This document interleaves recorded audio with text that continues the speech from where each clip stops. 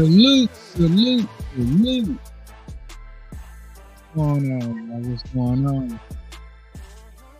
We up in here. Another show. Blessed to be back.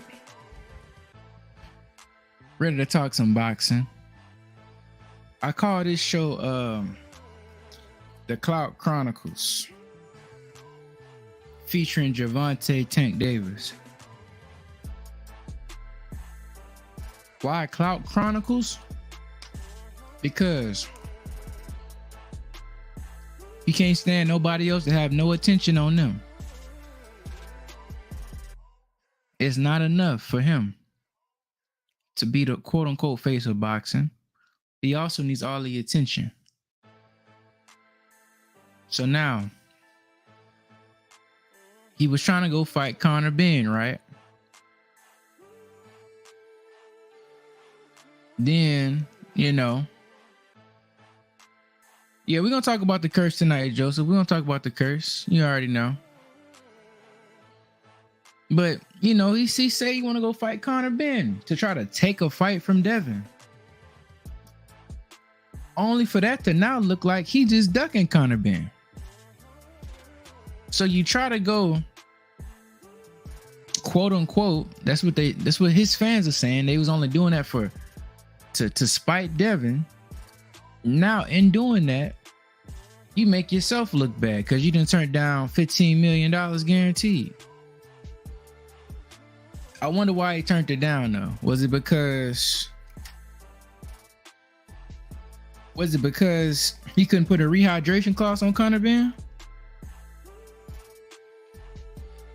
Yeah, I know that's probably what it is, bro.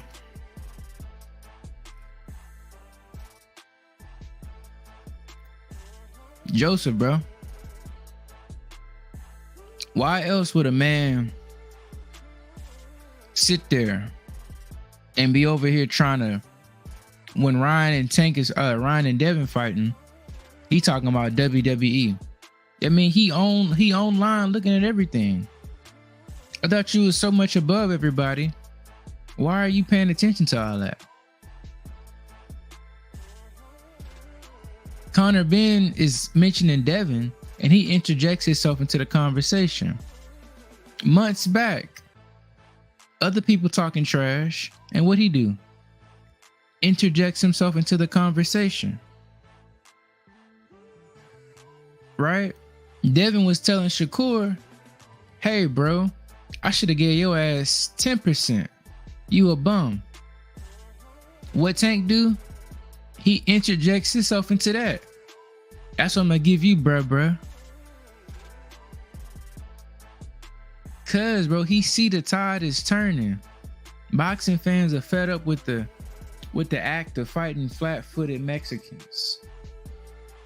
And then when you fought Ryan, that's somebody people thought at least had a little talent to make it a little different than what you've been fighting. You put a catch weight and a rehydration and a spot in his camp, bro. So you discredit your own work, man. It's a shame, man. Because Tank is actually a solid fighter. But until he get the heart to match his skill set and power, it won't matter. Yep, that's what it is, bro. It's clout chasing. Cause now why he see, oh damn, Devin and Ryan Garcia have a better backstory than me and Ryan had. They actually got years in this. They was fighting as teenagers and kids. They got real beef. So now a fight, it actually is true, because they over here talking about you was never my friend. They talking about stuff that happened years ago. He talking about his WWE. Come on, man. Come on, bro. How is the face of boxing so tuned in with Devin Haney getting tagged in? How does Conor Benn say he want to fight Devin and other people, yet you DMing him talking about, nah, I beat you. Don't forget about me. Don't forget, I'm over here too. bored at home with his ankle monitor on. Can't do nothing. I guess I can't blame him too much, huh? But you know, it is what it is, y'all. That's Gervonta Tank Davis, man. They say that's the face of boxing. The face of boxing is supposed to set the standard. What standard has Tank set, though? ESBC opens their first show. He's not on the card. We don't know who he gonna fight. Nothing but rumors now. Looking like we won't get Tank back till summertime. Why summertime? I don't know. You know, and you already know Tank team not about to let him come back with a bang. You think they're gonna let him come back fighting somebody hard off over a year layoff? Not at all. So don't hold your breath. What's crazy is, as much as we was clowning Tank about Conor Benn, right? If he fought Conor Benn at 147, bro, that would actually probably be a little step up fight for Tank, because usually off them layoffs, he needed a tune up for Ryan, y'all. Remember that? So him going right to go fight Conor Benn at 147, that probably would have been like a little feather in his cap, huh? But now we can't even get that. He probably backed out negotiations, didn't take the 15 million because you couldn't put a catch weight and rehydration on Conor Benn. It's crazy, bro. He was probably trying to fight Conor Benn at 143. 10-pound rehydration. If he gonna do that, like Conor Benn said, if 12, 13, 14, 15 million ain't enough to fight him, you don't want to fight, bro. And also, yeah, Joseph, if they saying he was doing that to show his leverage, and to show Devin that he the man and all this made up garbage, why is Devin now going into his biggest fight with Ryan? When did Conor Benn become a big fight for Devin Haney? He was never a big fight that they talked about.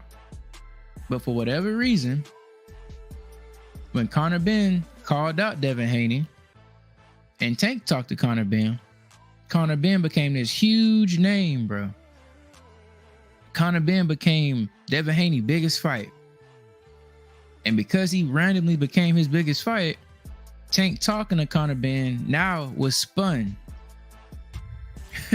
Masterfully, it was spun to Conor Benn is now taking Devin Haney's fight and showing Devin Haney that your promoter is going to be loyal to me. Lord have mercy. That's how bad the narratives have gotten, y'all.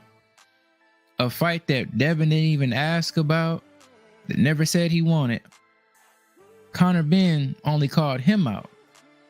Bill and them straight up said, hey, because, you know, Conor Benn invited him to his fight. He invited Bill to his fight. Bill said, in the future, if it makes sense, we'll love to do it. He didn't say coming up next. He didn't say here soon. He didn't say, are you available now? He said in the future, y'all. People took in the future to mean Tank took Devin fight. Lord have mercy. The entire time now, right? Ryan is saying the fight with Devin, they back in negotiations. Oscar saying they back in negotiations. Devin hinting at April 20th. Yep, because, and even, you know what's crazy? After Bill talked to Conor Benn, shook his hand, right? Bill even said, hey man, you know, that could potentially be a fight down the line. But then guess what? Bill even said, we got some big news. We got some other fights, you know, that we're about to announce soon, talking about the Ryan fight. But guess what the Tank fans kept running with? Nah. Tank took Conor fight. No, Tank took Devin fight. It ain't that they about to announce Ryan. They forgot about Ryan. You know, they totally forgot about Ryan. For whatever reason, Conor Benn became Devin's biggest fight out the blue. So, to me, these arguments for Tank are made in bad faith. I say bad faith, y'all, because at the end of the day, anybody that's over here defending everything Tank Davis does, they're not objective. It's no objectivity in the things they're saying, bro. In fact, frequent, it's a clout chase or it's a duck. So why, if you're the face of boxing, worried about your own self, these dudes ain't making no money, I'm this, I'm that, why you so worried about what Devin Haney got going? When Devin said to Shakur, I should have gave your bum ass 10%. Why did Tank interject himself into that? When Conor Benn says, shit, I want to fight Devin Haney next, number one on my list, why does Tank hop in that? Cause, man, Tank see what it is. People, Devin is the name buzzing. Tank is the old nigga that got the good connection with Floyd. That's why he making the money. But actually up here in the ether of boxing fans, bro, people ain't worried about Tank, man. People tired of that BS, bro. It's so bad that we talk about Canelo doing it. Tank is even worse than Canelo, and we talking bad about Canelo. That's how bad it is. Canelo is bad, and Tank is even worse. But guess what? Tank has to keep his name. He just like Floyd Mayweather, y'all. You can have all the money in the world, but guess what? That attention. You can't stand for nobody else to have that attention, that spotlight.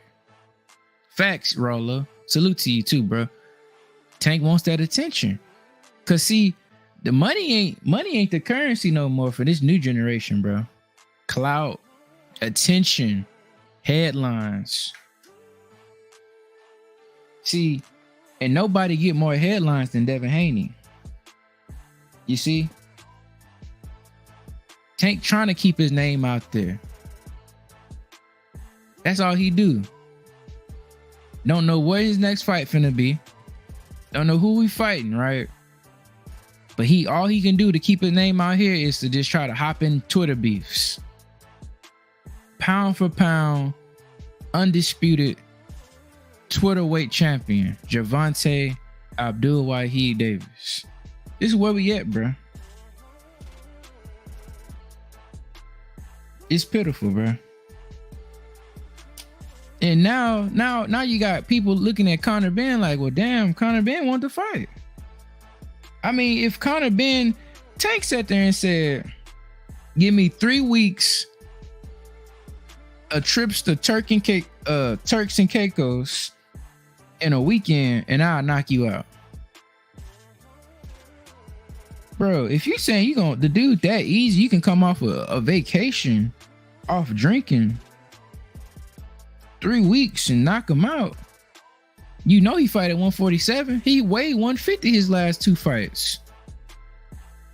So now you get negotiations. They offer you 15 mil guaranteed plus pay-per-view. And you turn that down? Yet you want me to think that's balling? You want me to think that's gangster, huh?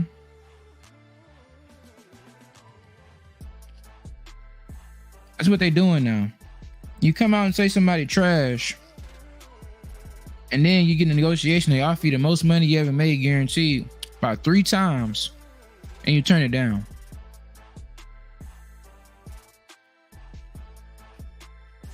That's what Tank do though, y'all. Just like he said, man, Ryan trash. All Ryan got is a left hand. All you got is a left hook. You ain't got no feet. You can't do nothing else.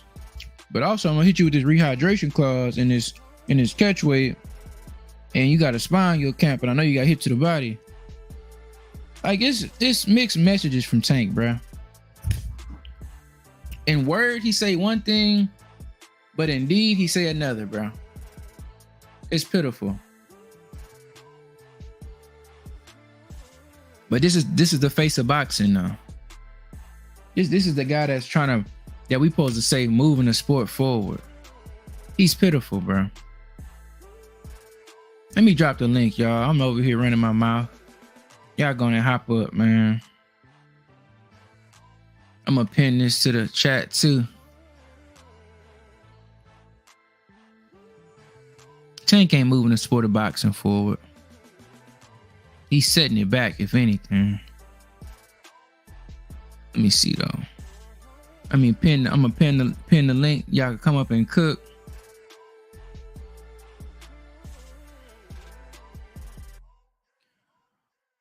But nah, you already know what it is, man. This is where we at, man. And personally, and Joseph, to the point that you had about the curse, bro. The curse is, dog. Tank, quote unquote, they say try to take something. Now he over here on the sideline. Now he back doing what he doing, sitting at home with the ankle monitor on, while Devin about to go fight Ryan and do good numbers. Now they saying, Ryan and Devin gonna only do 200,000, 300,000. For one, we don't know what they gonna do. And if Ryan with 0 pay-per-views and Tank only doing 200K max before Ryan can go and do 1.2 to 1.4 million, what's making y'all think Devin them can't do over 500, over 700?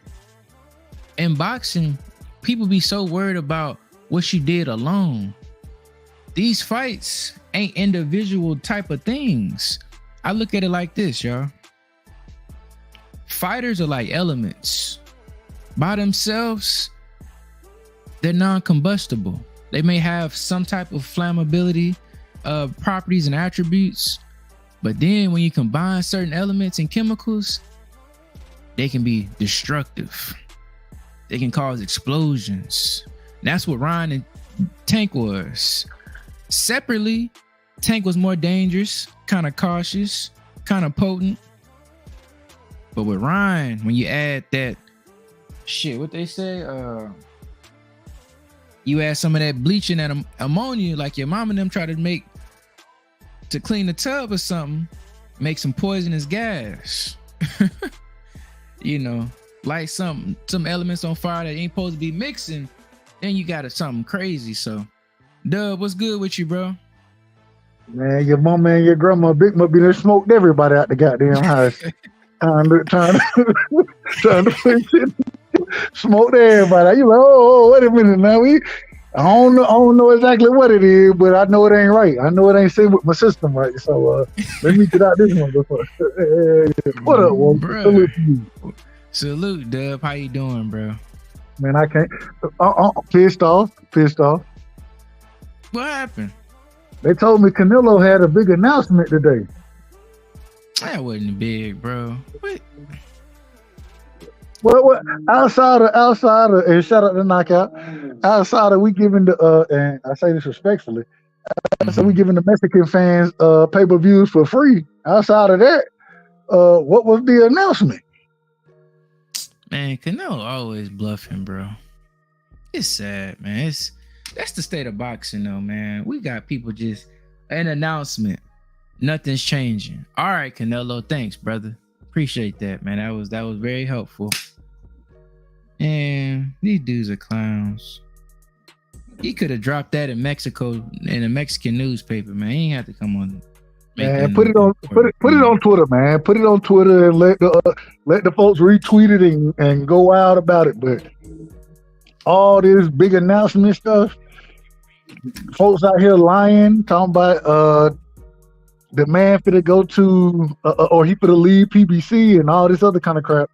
I mean, it's like, bro, y'all gotta stop this nonsense now. Y'all gotta stop it. And the problem is there's no consequences and no remorse. It's amazing. Bro, that's why when some people be saying, bro, what's your source? Bro, do it even matter, bro? Yeah, that doesn't matter. It doesn't even matter. Yeah, who knows? I don't know what y'all talking about no more. Because even the sources, Right, because unless the fighter said at this point, bro, ain't nothing really set in stone, bro. Hell, the fighter can say it still ain't set in stone. Because these niggas change their mind all the time. I done heard Ryan say a whole bunch of stuff, so who knows what's gonna be set in stone? Who knows? Right, CFMO. Look at Tank, bro. Yo, Dub, bro. Let me ask you this, man. Now that we see that Tank looks like he's not gonna be taking the Conor Benn fight, in hindsight, does this look like a clout chase by Tank, a duck by Tank, or him trying to pretty much just be like, I don't know if he just bored on Twitter? What do you think, bro?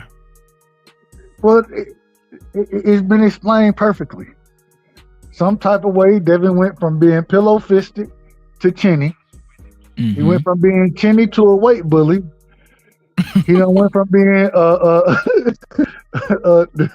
the weight bully to all of a sudden we got to corner the market and make sure he don't get a fight. I don't know what I mean. It just seemed like there are certain individuals that they obsessed with Devin, which is okay. I ain't mad at it. Hence the reason, like I was saying earlier, I go trying to talk about Canelo on channels and they want me to talk about Devin. And I'm sitting here like, wait a minute. I'm supposed to be the one, if anybody brings Devin up, I'm supposed to be the one bringing him up. Y'all don't rock with him like I do. But now all of a sudden, when I get over there, that's the first thing y'all want me to talk about. Okay, all right. But you want to tell me that he not moving the needle right now. All right, maybe that's true. But at the end of the day, what we see as far as what is being seen at this current moment in time is that hey man, Devin is the goods. He's the goods, and he the one. Hey, you could tell me Canelo moving the sport forward, but is Jamal Charlo should be fighting on Canelo Alvarez undercard against Caleb Plant. Caleb Plant was the one who Beardy grabbed and then Caleb Plant slapped the shit out of him. He should be fighting that man. Yep, that is true. That's the fight. Canelo should be fighting Benavidez. That should be the pay-per-view we get for Cinco de Mayo. That's what it should be. But that's not what we're gonna get. And it is what it is. We see who moving the needle in the sport of boxing. We see who it is. Yep. And I mean, the one little rumor they was saying that I was getting excited for, they was saying we might get Charlo and Plant in Houston for Juneteenth. I was like, hey, that would have been great, bro. But we ain't getting. Well, maybe we will. Maybe we will. Charlo and Canelo. At the end of the day, my thing is what has Jamal Charlo did? The man hasn't done anything. The man, he has been inactive. His last fight was against a dude who he fought him at 68, I believe. But Jose Benavidez, this man, he fought Danny Garcia at 154, got stopped by Bud Crawford at 147. That man ain't never fought up there. So I don't know how that made any difference. But I want to see Charlo versus Plant, and I want to see Benavidez versus Canelo. Put that together, PBC. Make that undercard. I mean, make that card happen. That's a pay-per-view fight right there. I'll pay for it. And so make that happen. But stop. Don't piss on my foot and tell me it's raining. You know, Dub, that's been happening a lot. And I think this year in boxing, I think fans are fed up with that type of behavior by promotions, and people are ready to call that out. Because at the end of the day, it's a lot of people out here putting up good and informed entertainment. People don't have to be tuning into this, but if they are, they want to get their money's worth. Salute, paid in full. Salute, my dogs. What's going on? What up, Paige? Chilling, man. Just getting off the clock, man. Hey, I feel that, bro. All right, that's good, bro. Hey, paid in full, man. You see the show title is called the Clout Chronicles.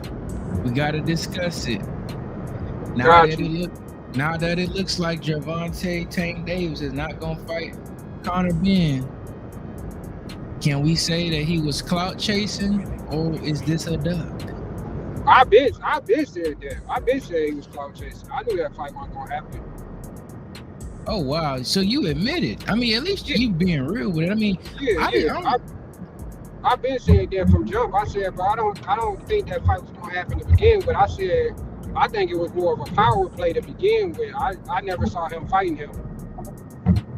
But to be honest, bro, I'm starting to worry my damn self, bro, because I don't know what the hell going on with Tank, what is going on with his team, the situation, nothing. I don't know what's going on with the PBC just in general, bro. Like, last year we knew what was going on and shit. Obviously, the Ryan shit was a surprise, but yeah, this year it's kind of different, bro. I don't know what's going on. I see a lot of Twitter shit, but not a lot of action behind that shit. And being a Tank fan, you know what I'm saying, I'm being patient, waiting, just trying to figure out, like, what's his move gonna be.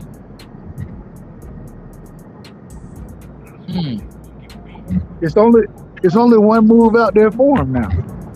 If he's not taking the Conor Benn fight, and pay, I done heard you speak on this. Well, I ain't said this specific topic, but I don't think you would be satisfied if he went and fought a El Rayo. So no, hell no. I think that let me rephrase. I think there are two good fights for him right now to be made. It either got to be De Los Santos or it got to be Frank Martin. I think outside of that, he's gonna get all the criticism from me. I'm just gonna be honest with you. Right. But if he fight either one of those two guys, I'm gonna give him credit for it.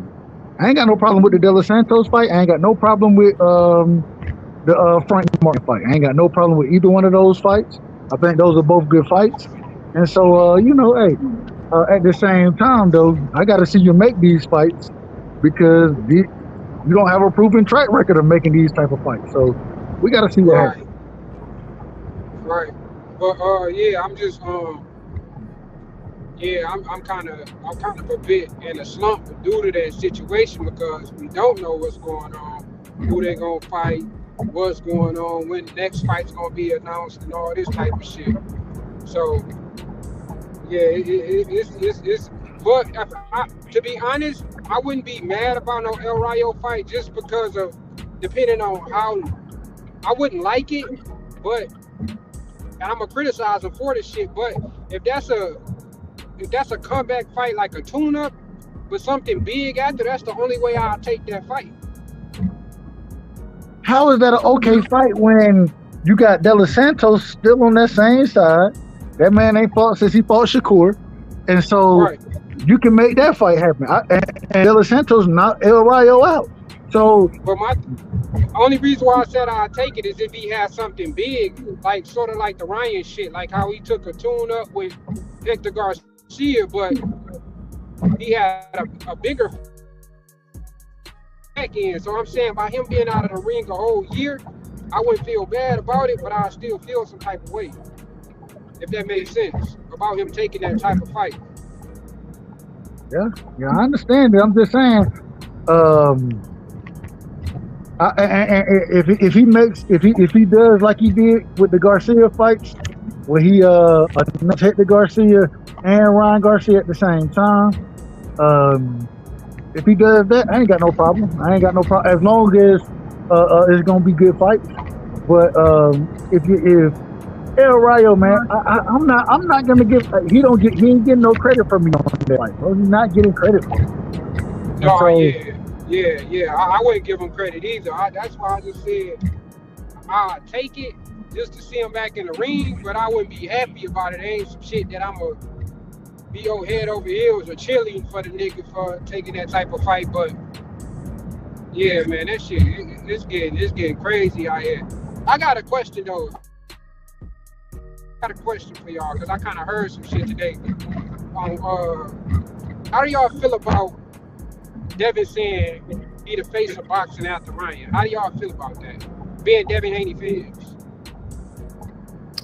I mean, personally, it's like I respect the confidence, but it's not true. I mean, he's not gonna be the face of boxing or beating Ryan, but I feel like it will definitely put him in that standing, like one of for sure. You know, I think especially if they do over 500. You know, I don't think it's gonna do 200 or 300. I think it's gonna do a good solid number. So personally, I think it's gonna boost his stock a lot. I think after this fight, it's gonna probably just be Canelo, Tank, not including the heavyweights, but then probably be Devin. So, he just popping his noise though. You know, like a lot of these stuff these fighters say, I don't even like hold them too fully because it's just trash talk and like boastful talk. So it's just that's combat talk to me. But what y'all? Right. Man, I don't like. I agree with Wolf. I don't think he's gonna be the face of boxing, right? At the same time, like I put in the chat earlier, when I go to channels now, you know what I'm saying? The conversation is supposed to be on Canelo, and then when I pop up, next thing I know, everything is about Devin. I don't know why it's about Devin. I ain't even changed the conversation. I just showed up, and so I seen it continuously happen. So I'm not gonna say he's the face of boxing at this current moment in time, but I will say the way people are talking, the way the chats are, and it ain't even all positive. I'm not saying it's all positive conversation about him. A lot of it is hating on Devin. No, I ain't got no problem with it. Hate on Devin all you want to. All I'm saying is as long as you're keeping his name in your mouth, you're building the brand, and not my brand, his brand, respectfully. So I ain't got no problem with it, and I don't think he there yet. I don't think he there, but I do think it is headed toward that direction if these conversations continue to be the same. Right. So would this be considered a legacy fight, or would this be more so a money grab? Hey, real quick, no, this is definitely a money grab. Definitely not a legacy fight. Marky Dan say he backstage, Woke. But it's definitely a money grab.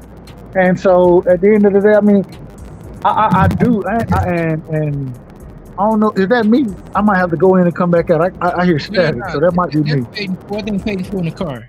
He's vibing. It's all good. Okay, cool. So no, I ain't got. I mean, it's a money grab. It's not a legacy fight. But as well as it being a money grab, it's also to establish yourself as a recognizable pay-per-view fighter. So individual like Leonard Ellaby and Al Heyman and the individual, they can look and say, okay, now we can make this fight happen. It's him trying to establish himself as that type of fighter, that type of guy to get the even bigger fights. What Ryan is. Is Ryan a huge fight? Yes, it is. Unfortunately, it is. Why? Because Ryan has a huge backing and he did great pay-per-view numbers with Tank Davis. At the same time, when it comes to legacy, one of the things that I respect Devin about the most is there's no legacy in this fight whatsoever outside of money. But at the same time, it's putting you in position for other legacy fights. So I understand it. Do I totally agree? No. But do I think there were bigger fights on the table at this current moment in time? Sandor Martin is definitely not a bigger fight. And so I understand it. But at the same time, I hope this puts him in a position to see him fight the guys we want to see him to fight, the best competition. So Right. I fully agree with you. Peace to everybody on the panel, man. Salute, Marky Dan. How you doing, great brother? My brother. Oh man, I'm doing good. I hope you're doing good too. Well, to everybody on the panel. Salute. Yeah, man. I heard. Hey, paid in full. Real quick, I say it respectfully. You got that static feedback, and it man, I'm on my phone, so it messed my shit up. So I say it respectfully. I'm gonna mute myself till I get ready to talk. I appreciate you, paid for. Yeah, what you said, Woke? What's your thoughts on what we kind of been discussing tonight? I know we've been kind of bouncing from the Tank thing to Devin. Kind of just, what are your thoughts on kind of what's going on in boxing right now? Is it kind of, are you surprised Tank didn't take the Conor Benn fight? What were your thoughts on that? No. I'm not surprised Tank didn't take it. because it probably would have had to happen on DAZN or wherever. But no, I'm just not surprised by anything Tank does. This is what I expect from him. He just goes on Twitter, does troll jobs, wastes people's times. He says stuff about Devin Haney, deletes the tweets. I mean, this is what he does. I'm not really concerned with it. How I look at boxing as a whole, I'm not concerned about boxing as a whole, man. Like, we have some great young fighters coming up, like Devin Haney, like Shakur Stevenson, Tio, all these guys who, you know, people like to talk stuff about them, but when they're at their best, bro, that's some of the best nights you'll have in boxing. So no, I'm not concerned about it at all. About the state of boxing. Marky, let me ask you this, Marky. Let me ask you this. And then bring and Woke, anybody want to answer. But when we see what we're seeing now, and I got to bring it up. I've been trying to do this for a minute. Yeah. When we see what's starting to happen to these fighters, when they duck Devin, when they decide to go another way, when they don't want the smoke, what we've seen to continuously happen is that the Haney curse falls upon them. Okay. Talk about it. Yeah. And when if I need to name names, y'all know I will name the names. But I think everybody understand what I'm talking about when I say the Haney curse. You got a name drop. We ain't talking in those name drop. Okay, fine. I'll drop the names. Don't worry about it. When Lomachenko, when he ducked Devin, what happened to him? He went and got his ass beat by Tio. When Tio ducked Devin, what happened to him? He went and got his ass whooped by Lomachenko. I mean, not Lomachenko, excuse me, Kambosos, right? When Devin continued to move forward and moved up, those type of situations, and motherfuckers showed the propensity. Ryan Garcia didn't want to fight him. What happened? When he got his ass knocked out by Tank Davis. We've seen it consistently. The individual that they've been trying to fight and they don't fight him. And y'all gonna think I'm crazy when I say this. I believe when what's my brother? Oh, I can't call his name right now. Devin was calling this man now. No. This was way before that. This was 5 years ago, damn near. When Devin first hit the division, what's the champion name? God damn, I can call his name any other day. Robert Easter Jr. And what happened to him?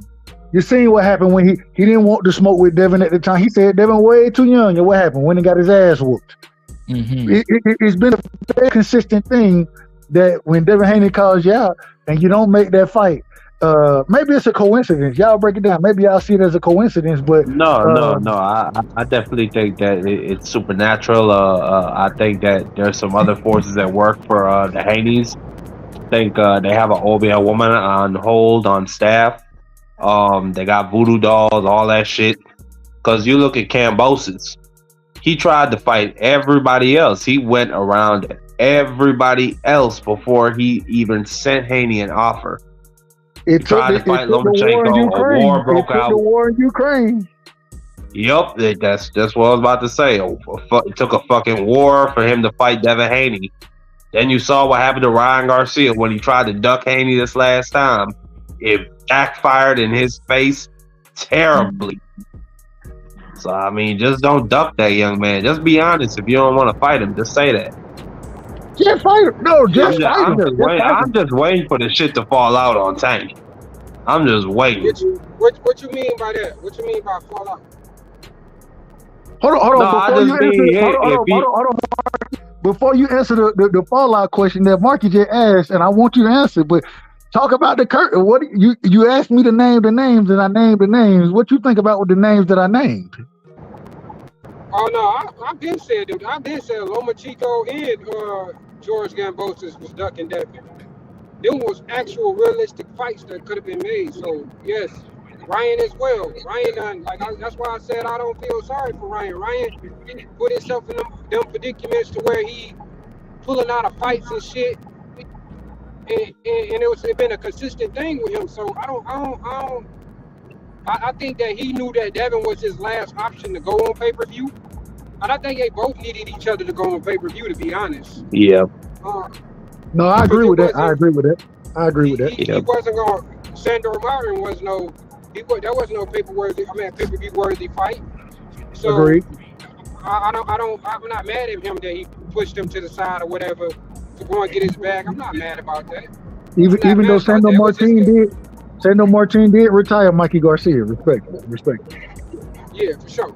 No, that's a good name to have on your resume. But when you talk about if Dev wants to have a big event, Sandro Martin is not the way. Agreed. And to that point though, somebody made a comment about is Devin Haney and Ryan a money grab. To me, I respected Ryan when he fought Tank because I felt like Ryan has natural ability. But the reason I started discrediting the Tank fighting Ryan was not when I started hearing all them clauses. That to me, it's like Ryan didn't have the skills. He didn't have the experience to compete with Tank. All he had was talent, right? Speed, power. Now you got clauses on him to try to affect that. And I'm like, okay, now I can't respect it. You know what I'm saying? So now, to me, Devin is fighting him. He got his second fight with Derrick James. So I think he's going to have better training. He's going to be fully hydrated. Assume he ain't going to be injured with no rib injury. I think the fight is going to be solid. You know what I'm saying? And to me, like I said yesterday, Tank didn't need none of that. None of it at all. So I think it's going to be... That's my problem. Hey, can I say something, please? I think it's absolutely a money grab. I think it was a money grab when Tank fought him. I think it's a money grab that Haney's fighting him. I thought when Tank was fighting him that Ryan Garcia was going to get his neck broken. He was going to get blasted to outer space, all that. I think he's going to get his ass whooped again. This is just what that fight was. It was for Tank to get introduced to a pay-per-view audience, or to a casual audience. And it's the same thing for Devin Haney. This ain't no legacy fight or nothing to build up their cachet within boxing. That's fair. And the saddest part about it is it could be. If Ryan Garcia would have took and I agree with what Woke said earlier, shout out to BVO Boxing. BVO gonna say some wild stuff, but at the same time, I do think BVO is on. He does have a point when he speaks on the talent of Ryan Garcia the same way Woke does. And so I think that the one thing we missed, and if you go back and listen, Ryan already told you he looked to retire before he's 30. So I think he's like, okay, I kind of got what I was going to get out of it. I got my Gatorade deal, and now let me make my let me take a couple big money fights, and let me move forward. You know what I'm saying? I don't think he cares if he ever becomes a champion. I think overall it's a money grab. And for Tank and Devin, it's to introduce them, and it's a money grab for them as well. Don't get twisted. It's a money grab for both of them as well.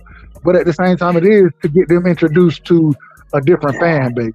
And so, I mean, I ain't mad at it. I kind of am mad at it. I ain't gonna hold you. I kind of am mad at it. Chris, you got it now. Whoa, what's up, man? I gotta break this shit up, right? Let me be honest with everybody. Don't start this tonight, man. Dub. You gonna make me start by you fucking with me. I say it respectfully, OG. I say it respectfully. Listen, I got the licking stick out for anybody on fucking YouTube. Y'all can't fuck with the facts, bro. I'm entwined with the facts. Fuck all in between shit. But here's the thing, right?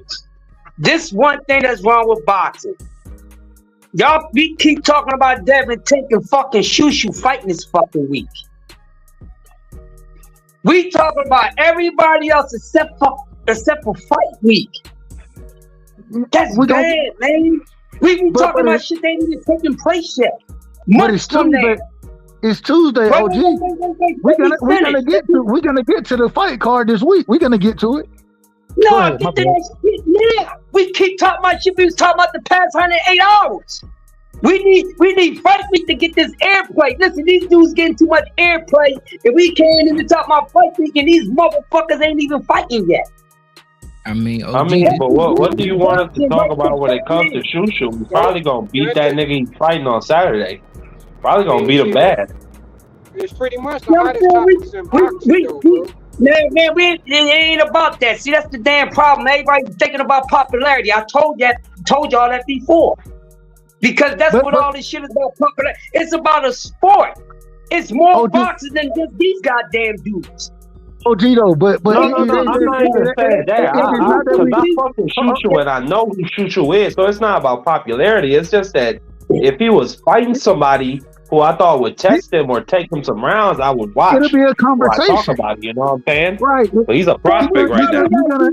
He gonna knock. Shit that ain't taking place though, bro. That's what I'm talking about. We're talking about stuff that's not taking place right now. We need to talk about. The problem is, we talk about.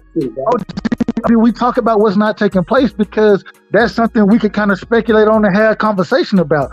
Everybody on this panel right now. Hold on. Everybody on this panel right now, if we talk about the Shoo fight, we all picking Shoo to win. If we talk about Tiger Johnson fighting this weekend, we all picking Tiger Johnson to win.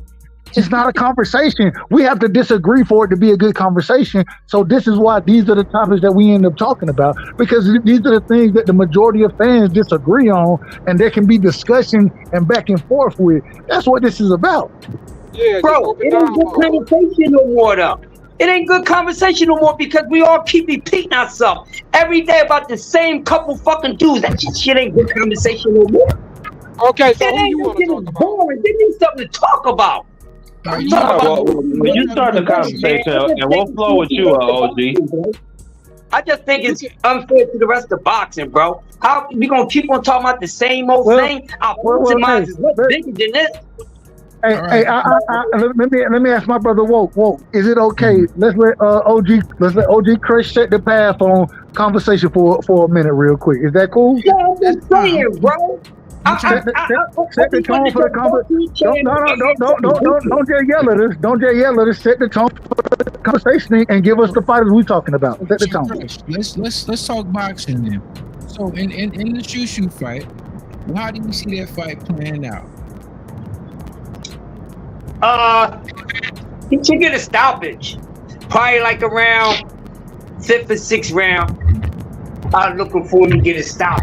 Hopefully, him, and I think this year real quick with the prospects real quick, because we have just one that just finally turned into a contender. With the prospects, as good as these young prospects are, this is one of the best prospect classes I've seen in a long time. They gotta stop slow dragging with these guys and put them to business early, because we already seen a few guys that got fast tracked and wasn't even ready wasn't even good enough to be fast tracked into being a contender. And with all this young talent, and I think if this young talent gets brought up a little more, it'll wake people's minds up to them, because like y'all say, a lot of people don't know about them. But it has to start some damn where, because we're the reason why everybody know about everybody that's known about. We're part of the reason. We do that. Not no damn casuals, we do. So with that being said, and it's like it's an old story with the usual suspects. Let me say that respectfully. It's we need something new. I can't keep on going on. I can't go on that. I need to know, damn, this is about to happen. Right here, right now. And this is going to take away, because real quick, I'm about to be done. Because what's going to happen, right? Now y'all see how, with the usual suspects, some of these fights may happen, they may not happen. But right there, you got these little animals, man. They keep messing around and don't get right to business. Because as much talking as they've been doing, everybody should afford each other. I'm being honest. I'm not pointing the finger at nobody. Because they didn't all talk too much, no matter who didn't do what, they all should afford it. Because we all doing a little too much talking, in my opinion. Every last one of them, nobody's more worse than the other. They all get that blame evenly. So it's like, it's no more to talk about. It takes away from what to expect. It's like seeing a fine chick that shows her body every damn day. Then when you finally get it, you just see half of the body's nothing exclusive about it. So after a while, we keep talking about, and finally when this stuff comes, sometimes these things don't even live up to the damn hype. That's what I'm starting to fear. Because some of these fights not going to live up to the damn hype. I don't even want to see some of these joints happen. but they going to happen. But I think we just putting too much in one part, and we need to just spread that shit all over the place, man, because it's so much to talk about, man. And we all got a hell of a boxing encyclopedia inside our head. So I just think, you know, we promote those guys don't need to be promoted any more than what they've been promoted, is what I'm saying. So when it's like fight week or whatever, talk about if you can think about what's going to happen, what's next for him. Who would be his toughest opponent? When it's time for him to turn contender? What's going to make? What would be the turning point for him? What you see what I'm saying? We should be talking about that. We keep talking about that with the damn same usual suspects and ain't getting no damn way. But a whole bunch of nonsense. So, Chris, look at the fights this weekend, right? If we're gonna talk about them, I think the best fight this weekend, O'Shaquie Foster versus Abraham Nova. I think it's a championship fight. I think that's probably the best fight that we're gonna get this weekend. I think JoJo Diaz. I think he has a fight. I don't even know who JoJo Diaz is fighting. Mauricio. I think there are a couple decent guys fighting, but the majority they're not fighting competition that's to the level that we think is the best. And so a lot of these fights are gonna be showcase fights. The question that we're gonna have. Right, Doug. You right about that. We gotta help them get there, bro. We help everybody get to where they at. We help these dudes to get to where they at right now. No, we are responsible for that. We all are responsible for that. Because without us talking about these dudes, where they be talking about? They be lost on Gilligan Island with some damn casuals that don't give a damn about the sport. So I'm like, man, let's show this all over the damn sport, man. Because we didn't did our job for these guys. That's why it's stuff being talked about when it's not happening. We didn't put in enough work. Now we just need to let that shit go. When that shit happens, it happens. Because we didn't put it in there so much. We're closer than what we ever been close. I just want everybody to have a little more goddamn patience. Stop saying win. See, when you think on that too much, it's going to drive you crazy. I learned not to do that. So I'll be patient. When a motherfucker open his mouth, say this and say that, boom, there it is. But we gotta help get some of these other guys there too, man, because we got everybody else there. We may need to take the Shakurs and the Dev. These guys need that start kick too, man. They need it too because two prospects. We upset in a couple years, you know. But as these fighters continue to progress, we will, as they could continue to build themselves accordingly. We start to talk about them as they build themselves, and they're in those bigger fights, and they're in fights, and they're fights that we're looking for them to be in. The problem is that at this current moment, what fight do you want to see JoJo Diaz in? What fight? Marky, what you saying? But hold on. I just wanted to say, man. Let Marky get into it. Yeah. No, I just wanted to say I agree with Crush. We should be talking about the prospects. You know, the guys that are coming up. You know, a couple guys I'm looking at: Richard Torres and Jabalov up there at heavyweight. You know, they had a crazy fight in their gold medal match in the Olympics. That's a fight we should be talking about, or potentially building up for each other. Or those two could fight Jared Anderson at some point. But even then, Crush, we're still back at the same place. We're talking about some shit that's going to happen down the line. And the worst part is those aren't even fights that they're looking to make right now. Promoters aren't looking to put Richard Torres in with Javalev. They're not looking to put him in with Big Baby. They're not looking to make those fights. So these are, even if we're talking about future fights, these fights are further out than the fights we're talking about. I don't know, Doug. I don't know, bruh. It's like I told you, Crush. Our sport is fantasy based. We do not know when we are going to get our Super Bowl, so we just have to be guessing and when some shit's going to come together. That's what the sport of boxing is. That's what our punditry is. That's sad though, Mark. And you're right though, because Crush, think about it, bro. If we not really, it's kind of fun to have these conversations. It is fun as long as we don't get stuck gutter with something. If we stop talking about Devin, Tank, Shakur, and Ryan, You understand the sport of boxing would die, bro. No, That's well, good. no, it won't. 2-3 months without talking about real boxing, bro. Like Man, you no give these cap. dudes a break for a week, man. Give them a break for a week. It ain't gonna go no damn where. They ain't going no damn where. And good, if we start talking about them, maybe they get some damn business done faster too. No, us talking about them Nah. is pushing them to get the business done in my opinion. Fresh boxers fight Man, 2 or 3 times a year, bro. how many fights It got don't done? matter. You ain't got no taking dab yet. Y'all still talking about that shit. That shit ain't gonna happen. That shit ain't gonna happen no time soon. That might not even happen at all. Chris, Literally, it's close to not happening at all than actually happening, man. I'm just Chris, sinking into reality, bro. that's fair, bro. But think about it like this, bro. These boxers will fight 2 or 3 times a year for a total of less than an hour for a whole year, bro. If we really be honest, like 12 rounds for 3 minutes, 36 minutes. They fight twice a year.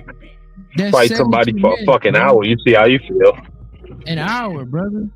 Like, we get more content out of WWE than boxing. So, like, we have to, like, have something else to hold us. And then let's not even talk about the niggas that's fighting once a year or that's fighting, like, little tune-up half-ass fights. So, I think it's interesting to discuss fights that potentially can be competitive. Like, what are we talking And big about? fights. And big fights. Okay, say we talk about Shushu right now, right? Talk about Shushu. What do we know about his opponent, bro? What do we know about his opponent? Well, I like to talk about Shushu and maybe Carmel in the future, or Shushu and Inui when he decides to move up, because Shushu was talking about Inui. But see, Mark, again, them fights not gonna happen right now. We can't talk about them according to the criteria. Anyway, from what I see, anyway, ain't trying to be going up heavy because he know he gonna get his ass whipped. He ain't gonna feed into that. Yeah. Get the hell up out of here. Shushu will get put to absolute sleep. See, I didn't say. Who said that, Marky Dan? That he'd be Shushu. I didn't say that. I was just saying. But anyway, knows if he goes up too big, he's getting his ass beat. I don't know about who, but he going too big, he gonna meet somebody. Y'all know how the game is. Chris, what happened? No. I mean that's boxing, but if he move up to 126, he's stepping on everything up there. I don't care what nobody says. Who anyway? Yep. That's if all that other shit carries with him. See, because we don't know if his power and all that shit gonna carry. Matter of fact, that dude needs to start fighting in the damn US. We need to have all type of stuff up his ass. I don't know if he's doing it or cheating or not. Man, get the fuck up out of here. He fight his own country. He the goddamn A-side. Leave him alone. Hey. You know, listen respectfully, right? Respectfully, they know for making all type of, special things, bruh. Come on, y'all. You know what time it is. They know for making special things, bruh. Hold on. Wait a minute. You ain't got no paperwork on none of that bullshit. I don't want to hear that. Are we saying that this man is cheating? Is that what we saying? Say that again, Doug. Are we saying that this man is cheating? Is that what we saying? I'm saying it's a damn possible. He need to bring his ass over to the U.S. more. He want people to keep on coming over to Japan to fight. Why you can't go? The U.S. got Canelo Alvarez. What the fuck is this? Hold on, wait a minute. When them dudes want to stay in their own country and don't want to come over here, you capping, Chris. They ain't gonna fly over here. Come on, y'all know that, man. You a nationalist. This is the biggest problem, though. This is the biggest problem. The biggest problem is outside of Cool Boy Steph, everybody else that Monster Inoue has fought are usually, because of the weight class that he's fighting at, they're usually from Asia. And so the draw is bigger over there. Yeah, okay, if he gets certain fights, maybe he could come over here, but now that he's become two-time undisputed, a pound-for-pound champion right now, the man, he has the right to fight where he's going to fight at. If Tank Davis say he want to fight in Vegas, are we going to say, hell no, Tank, you can't fight in Vegas. You need to fight well, you need to fight someone. No, we're not gonna say that. So The man made $10 million. You can't accuse him for cheating. You can't accuse him for cheating with no proof. I don't like that. You know I don't like I just said anything. The man made $10 million against Schoolboy Steph. The fuck he need to go anywhere else for? He's the A side. Y'all say Tank Davis. You can't force Tank Davis. I was trying to fly to Tokyo and watch a fight. Then fuck that. This is the Mecca over here. Y'all talking this nonsense. Bring your asses over here. Man, Tyson came to Tokyo and he couldn't handle that shit. Right here on this soil, bro. It's right here on this soil. But when you the A side, man, Mike Tyson got his ass kicked in Tokyo. That's all I'm gonna say about that. That's the good point. Paying for it. Guess what, y'all? You know what's funny about Crush? Crush don't want to talk about Devin and Tank, but he want to talk about a newly fighting. Yeah, I want to talk about everything else but them motherfuckers. I'm tired of talking about it. I've been talking about them for the last 2 damn months. I'm tired. I want to talk about something else. You damn right, bro. I'm tired of talking about We don't want to talk about them no more. That shit is a headache. Crush, what you gonna do when Newey move up and knock out Tank? Man, you're not getting me with that clickbait bullshit. Get to jump up there and get the squid knocked out his motherfucking ass. That's what will happen to him. He get the octopus knocked out his damn ears and all that. Come on. Oh, did you say squid? Yeah, the squid, goddamn. The octopus, the squid. Man, that dude ain't moving up and doing nothing. Y'all know it. That dude ain't gonna even try to move up no heavy. You know they can't move up but so goddamn big, bro. Come on. You know ain't no Japanese gonna move up but so big because they only get but so damn big. Oh, you talking about it, Newey? Of course they gonna stay down there and fucking lollipop kid weight class land and shit because you know that's the only chance. Get your old crusty hating ass the fuck up out of here. That man is a 4-division world champion. Who the division undisputed? He gonna move up to 126, step on all that shit. Nigga, he can move to 130 and step on all that shit too.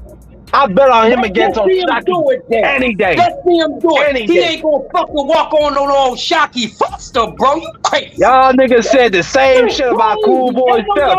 Oh, dude ain't never fought a black fighter. He ain't gonna never fight Steph. Nigga went up there and stopped his ass. That's first fucking fight. Hold on. We need order now. We need order. So let me ask this then. Y'all brought up Shacky Foster. He fight this weekend against Abraham Nova. Abraham Nova is a hell of a fighter. So how do y'all see that fight playing out? I got O'Shaquie, of course. I got O'Shaquie. I like O'Shaquie a lot, man. I think he's one of them fighters. He's cut from a different cloth. He showed me against Ray Vargas. He's an elite boxer. He can outclass you. And against that dude Rocky, he showed you he could pull it out the fire. So you gotta respect him. It's like, but I still gotta do it moving up and knocking him out. That's gonna be a good fight, man. That's gonna be a good fight. Supernova and O'Shaquie. We know O'Shaquie's real quick. Do y'all think Supernova come out there with the big ass dog thing that he normally come out? Y'all think he come out there with that again? I like it. I like it. His mascot, that's his signature thing. Keep on bringing it out until you retire. I like that. Okay. But the fight, I think it's going to be an action-packed fight. Because we know Nova ain't coming to lay down. He ain't coming to give up Nova nothing. Nova can fight, bro. Nova can fight. He's coming to fight. Robisi the only one who stopped him, right? Robisi. And Robisi outside of it. Well, but he lost his last. Robisi lost his last fight, so damn. Go ahead. My bad, Paige. No, you good. I cut you off, fam. No, but how y'all feel about Shakur re-signing to Top Rank? I was afraid that was going to happen, and God, by George, he did it. And I'm like, what you doing, son?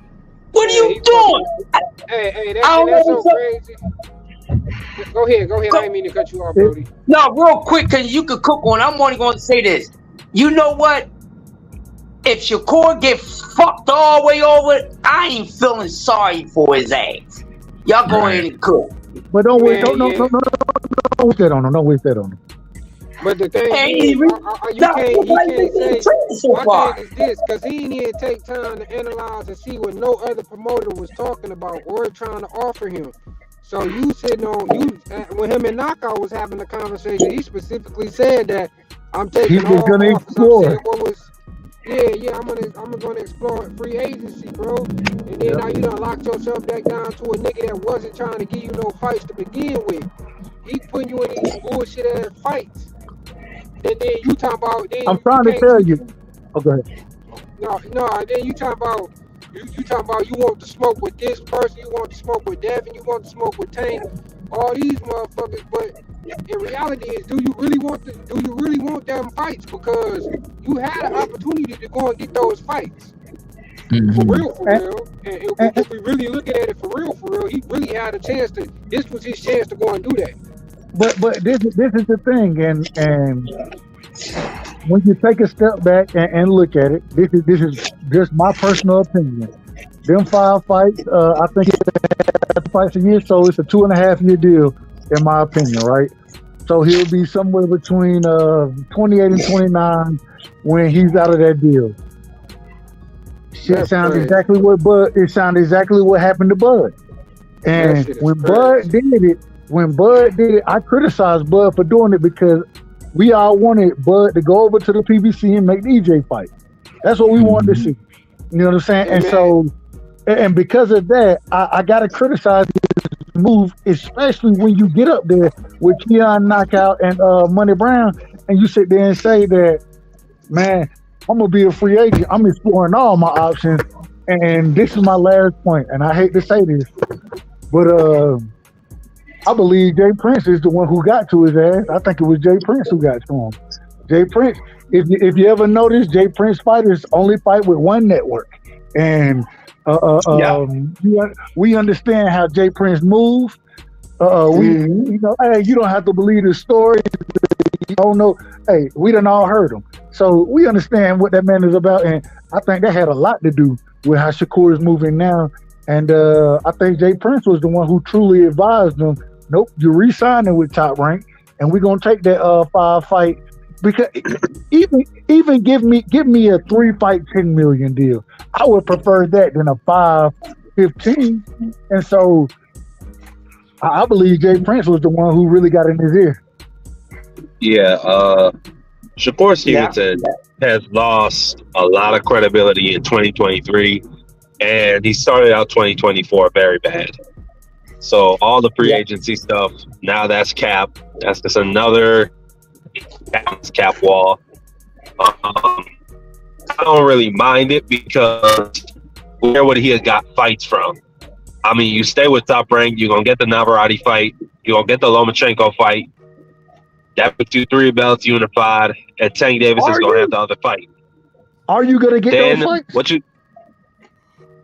Yeah, why wouldn't he get those fights? The same reason he wasn't getting them fights before when he was Bob was like, nah, we outside of a lawsuit I from heard Bud.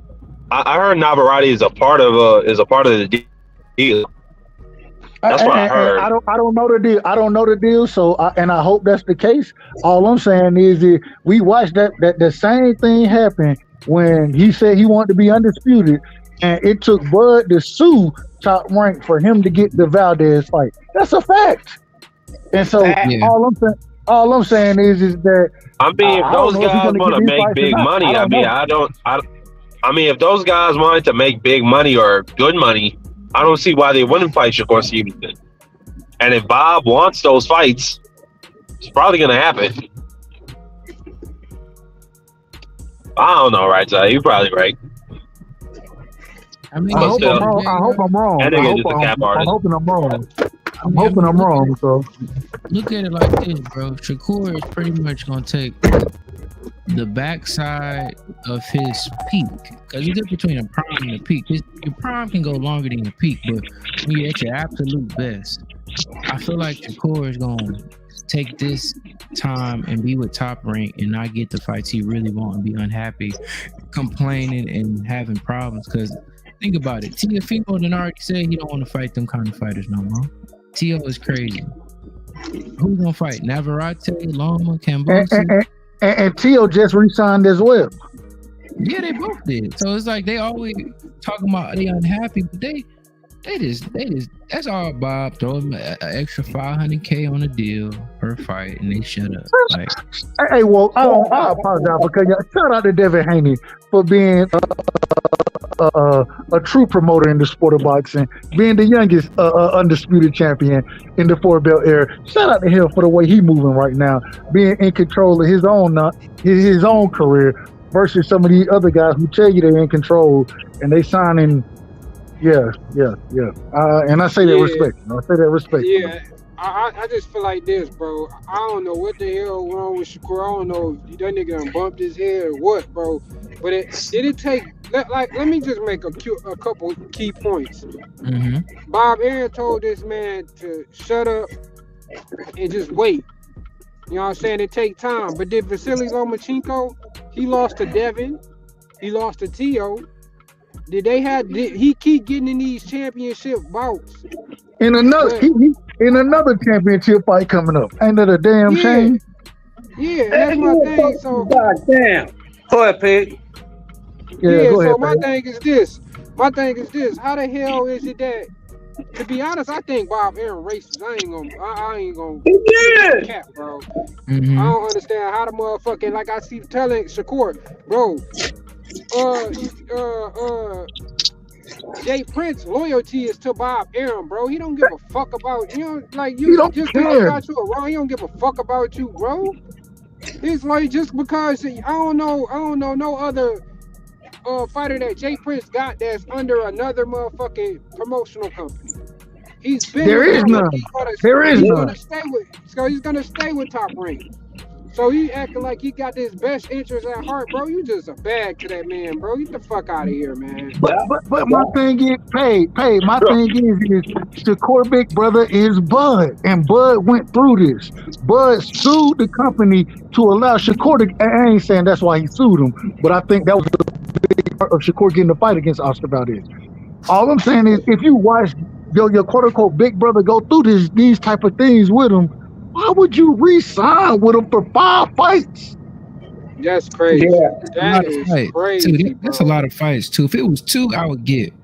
But 5, if it was three, I wouldn't have a problem. I wouldn't have a problem with 3.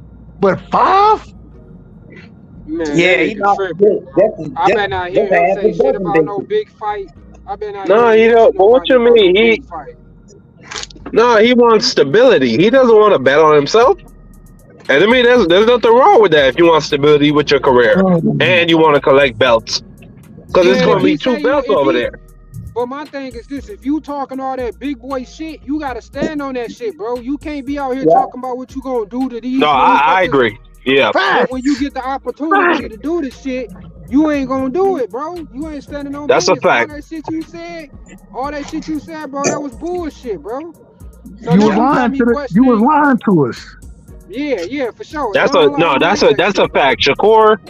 Shakur, he caps a lot. He's lost all credibility with me. But I'm just saying, this deal doesn't put him in a bad position. That's all I'm saying. Yeah.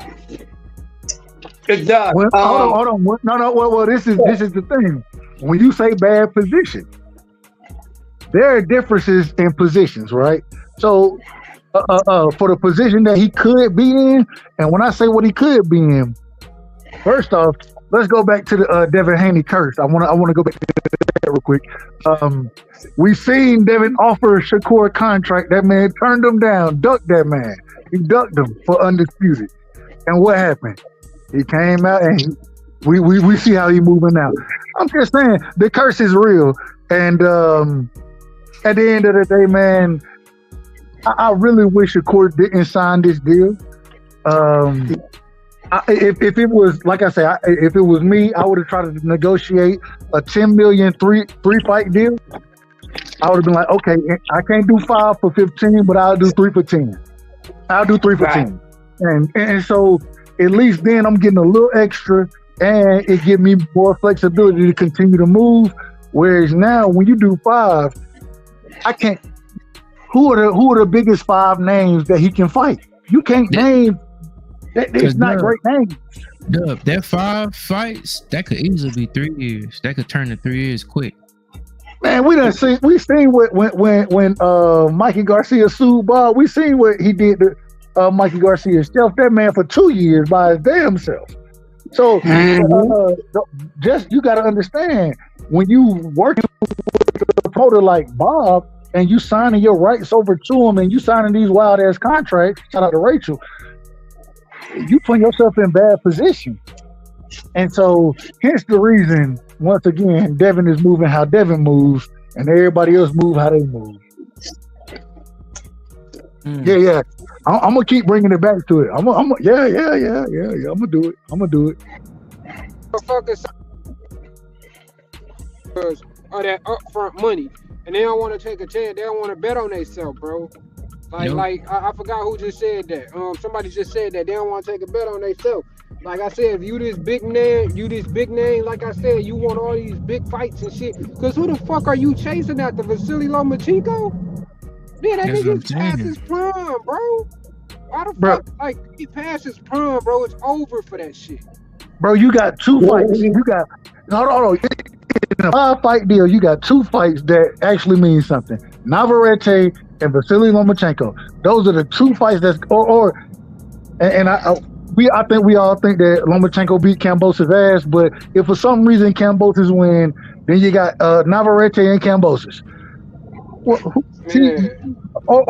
And maybe 3, even 3. I'm gonna give you Tio, even though Tio said what he said this past weekend. I'm gonna give you Tio. I'm gonna give that there. Outside of that, then who you gonna fight? Who?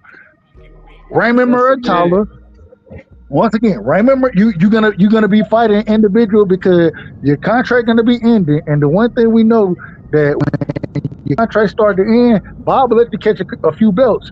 But when your shit about to be up, and if you're not guaranteed to re-sign, or you're gonna be match made hard. Yeah, and try to get your beat. And I believe Shakur actually re-signed. One reason is because I think he understood that if he don't re-sign now, the man wasn't gonna get a fight until next year, maybe the end of the year, and the fight was gonna be Raymond Muratalla. You know what I'm saying? And he was gonna put that nigga on the shelf, bro. Yeah, he was gonna shelf his ass and then match him as tough as he could after he made sure he wasn't active. I mean, this is what these promoters do. Yep. You see how quick he got a date when he resigned?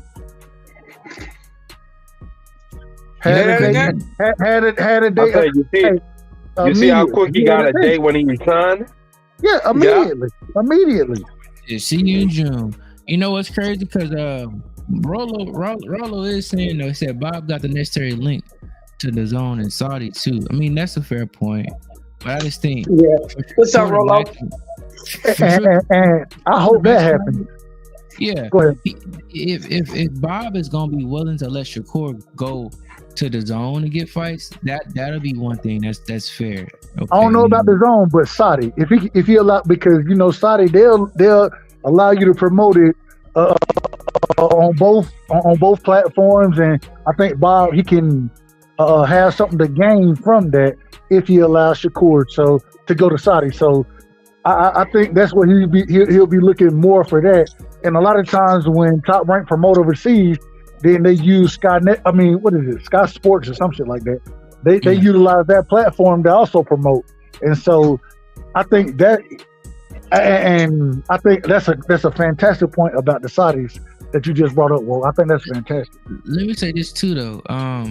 2 parties that we don't talk about no more. I think one is kind of past it, but Josh Taylor and Jack Catterall rematch got announced. I mean, look. For April, right?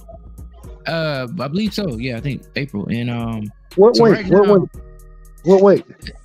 I think it's 140. Oh, I mean, I don't know, because Josh Taylor could barely make 140 last time. He weighed in at 170 during the fight versus Tio, so I don't even know. It might be catchweight, but I'm not saying Catterall is a great fighter. But probably gonna come in with 141.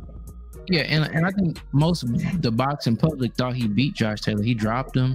So I think Jack Catterall kind of needed his due in a way, because he was robbed of a moment.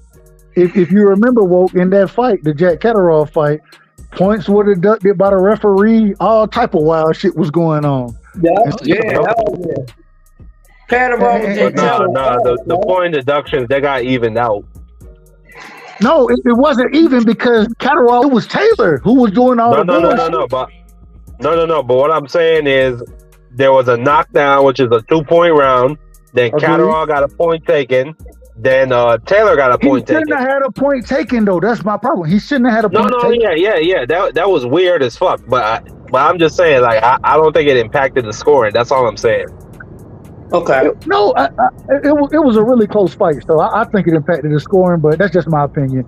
That fight really was a 9-3, 10-2 Catterall fight. Because, that's feet right there, bro. That's feet. I think it was 8-4. I'm gonna be real with y'all. Even Jack, because I like going on Twitter and seeing what people think. Josh Taylor fans, British flags in their bio say, I ain't gonna lie to y'all, I could only see Josh winning like a couple rounds in that fight, like 2 or 3. That was a damn thing. Yeah, he only won a couple rounds in that game.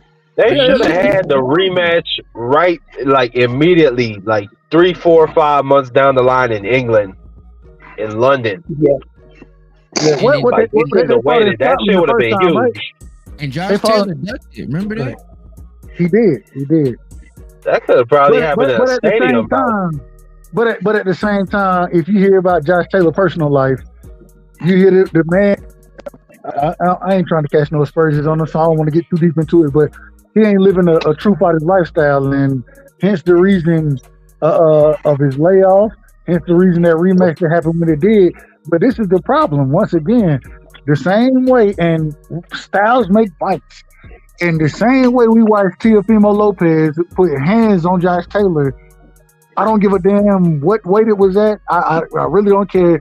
And the reason being is because Josh Taylor is a come-forward fighter. Jack Catterall can fight off the back foot very well once again. And he's going to make it. His style is bad for Josh Taylor.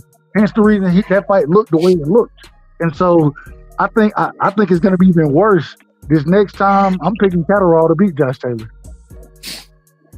I mean, he beat him last time, so that would be a surprise to me. Yeah, I had it 9-3 too. Also, Rolo, I had Catterall winning that fight 9-3. That's the score that I had. 9-3, 8-4. That's about the same score. Next door neighbors, good scorecard for anybody that scored that fight that way. But I'm surprised that they're doing this rematch. And like you said, that shit should have been happened. A few months right after the original match. Because both of those guys kind of been like quiet in between there, staying away. They up in a high rise across the street, looking at what's going on in the projects on the opposite side of the street. It's a lot right there at 140, man. So them dudes need to go in and hurry up, get their little shit over with and get going, because neither one of those dudes I see messing around with them animals they got at 140. You know what I mean? So let them get their last little thing off, and after that, one of them's going to get ate up. And that's just what it is. That's how I feel about those two guys. Nah, that Catterall is one of them animals at 140. He's one of them dudes. And Mark, again, I brought. I heard it was supposed to be. Wasn't it supposed to be Catterall versus one Catterall supposed to fight Africa? He was, but Africa said he didn't want to go through the IBF. That's but no, because Africa's now saying he wants to fight Matthias. Is he? I don't know what happened with that. Well, I remember when he said he didn't want to go through the IBF because of the 10-pound rehydration clause and all that kind of stuff. So I remember him saying it. I did see he had an interview. I didn't get a chance to watch the interview. But I mean, I thought that fight was the one that was supposed to happen, and I was looking forward to that fight. I thought that was a good fight. Catterall versus Hitchinson. I got Africa, or excuse me, not Hitchinson. Hitchens. I hate that. How you got two last names, man? How you got two last names? Richardson. Hitchens. Hey, Doug, real quick before you cook. I was in the military, so I met people that had 3 last names. Goddamn.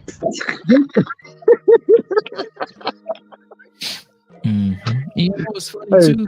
I brought that up to say That could potentially be a fight for Shakur Catterall in the UK. No, it can't be. He's not on Top Rank. I thought they were on Top Rank though. No, they with Matchroom. No.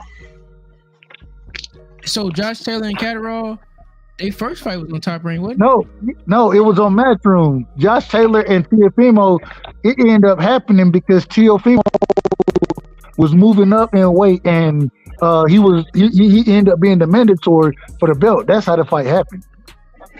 Really? I thought it was ESPN. No. I mean, Josh Taylor's not. Josh Taylor's been with Matchroom for a minute now. No. Josh Taylor and Catterall was ESPN. You said Josh Taylor's with Matchroom? No, Josh Taylor. He's never been with Matchroom. All his past 3 fights have been all ESPN, even before that. I only remember Eddie Hearn being involved with one promotion, and that's when he was in the Super Six. I'll say I'm wrong about it. I'll double check that though, because when he fought Regis went over with Top Rank at that time. So I don't know. But that was the Super Six that's series. the fight I'm talking about when he was in the Super Six. Right, and that's why I said that was the Super Six series. So maybe I'm wrong about that. I could be very wrong. I ain't got no problem. But the Catterall fight, so I mean, maybe that's something for Shakur too, because I just don't see 5 fights worth of fighters over there on Top Rank for him. Yeah, that's crazy, bro.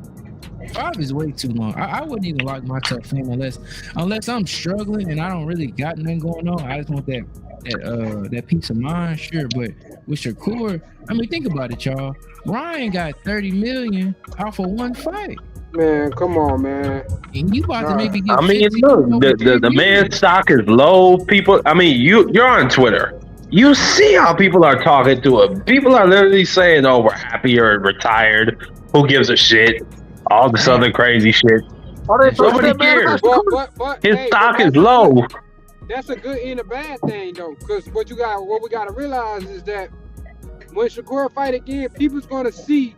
I feel like he need to rematch De Los Santos, because if he was injured like he said he was, I just feel like I agree. Everybody gonna tune into that fight simply to see if it really was his shoulder or what the power. Because you got niggas really thinking he allergic to power, and I think he allergic to power to begin with, bro. A lot of people think so. But see, then once again, you got to go, and then you got to ask Bob to work with the PBC again and make that fight happen again. And so I don't think with the 5 fights that Shakur got now, this is the thing, and this is what it really is going to come down to. And hopefully he sees this. I don't see none of it happening, but we got to see how Bob worked with other promotional companies to make big fights happen. We done heard him say that he welcomes the Tank Davis fight. We done heard Bob say this. Does he really do it, and does he go into negotiations to make that happen? We're gonna see in this 5-fight deal.